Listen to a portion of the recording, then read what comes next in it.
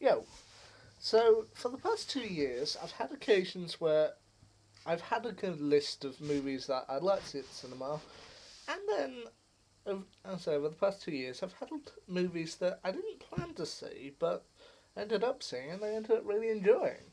For example, in 2016, two movies that I went to see that I didn't plan to see but I really enjoyed were The Martian and Arrival.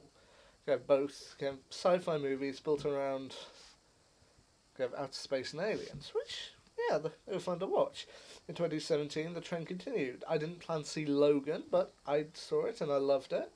And I didn't plan to see Valerian and the City of a Thousand Planets, but a family member wanted to see it, I wanted to see it, and it was actually okay. It was pretty good. And 2018 seems to have kind of continued that trend. The latest movie that I didn't plan to see, but ended up really enjoying, The Greatest Showman. I'll, I'll be honest, the, I've, I've only really become known of the life of P.T. Barnum, the great kind of circus man, the last few years, especially with stuff like Legends of Tomorrow. But yeah, I mean, I know he's a circus man, but I didn't really pay that much attention to him. But this movie, I mean, I personally used to love musicals. I was in several going through my school years, such as Annie, Grease, Bugsy Malone, and all the rest of it. And I lived through the High School Musical craze.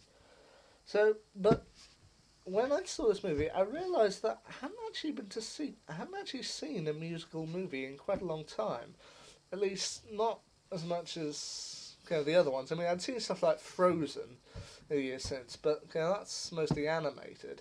I hadn't actually seen a proper live action musical movie in a while, and this film reminded me how much I loved them. Like how the blending of music and acting and everything done when it's done well can produce great adventures. I mean, okay, for those who don't particularly know, The Greatest Showman follows the life, or follows part of the life of the great circus man P.T. Barnum. Following his life, his aspirations, his family, as he becomes a man and starts his own circus. Full with load of different freaks. They meet opposition in terms of their shows, but then he also has to deal with the fact that he starts to grow away from the circus in order to train an aspiring singer, and you see them overcome adversity and get back together. I mean, okay, in terms of the cast is brilliant, but mostly with the lead, I think it's Hugh Jackman. Yeah, I didn't particularly know him very much for his musical work. I didn't see Les Miserables. I mostly knew Hugh Jackman for his roles in the X-Men movies, Logan, and the Wolverine, and all the rest of it. But apparently he is quite a good singer. And while I didn't see him in Les Miserables, this movie shows how great he could be. He has the chops, he has the voice, and he just steals every single scene he's in. He loves it. I mean, in terms of the rest of the cast, the three big ones I noticed in there were X-Men's Hugh Jackman, High School Musical Zac Efron, which isn't surprising. He's a good actor and he's got musical chops as well. And the other big cast member I saw in there was Spider-Man: Homecoming Zendaya, who plays a trapeze artist that Zac Efron's character falls for, or a romantic interest for him. Which, yeah, they also have a song together, and it's actually pretty beautiful. I mean, once again, I said I didn't plan to see this movie. It wasn't on my radar, but I'm glad I saw it. It reminded me why I loved musicals. How they could take you away from that small theatre that you're sitting in into a whole new world. And I love to see that. I love to see the life of P.T. Barnum, even if it is a bit more glamorized, idealistic version.